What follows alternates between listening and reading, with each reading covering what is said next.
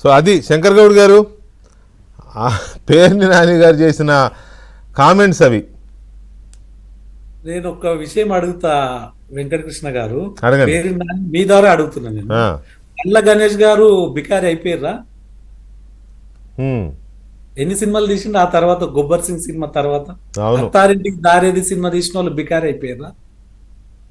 తొలి ప్రేమ తీసిన వాళ్ళు బికారి అయిపోయారా? అంటే నేను మాట్లాడొద్దు సినిమాల గురించి, కనీసం ఎందుకు మాట్లాడొద్దు? ఆయన మాట్లాడే సినిమా గురించే కదా. ఆయన కంటే ఆయన ఏం వాళ్ళకి ఇంకోటి వెంకటకృష్ణ గారు మీకు ఒక విషయం చెప్తా. ప్రభుత్వం కోల్పోగానే ఇలా మైండ్ కూడా పనిచేస్తలేదు, పడితే అది మాట్లాడుతుర్రు. అది మాట్లాడొచ్చా లేదా, దీన్ని మాట్లాడితే తాము తర్వాత రియాక్షన్ ఏంది, ఇంత కూడా జ్ఞానం అనేది పోయింది వీళ్ళకు.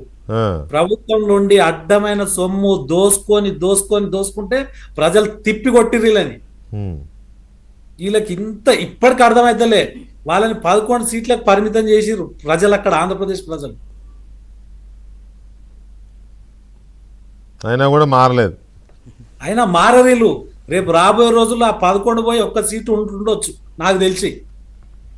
రైట్. ఆర్కే నాయుడు గారు, పేర్ని నాని కామెంట్స్ మీద మీ రియాక్షన్ ఏంటి? ఏంటి సార్ ఆయన మాట్లాడే మాట ఇప్పుడు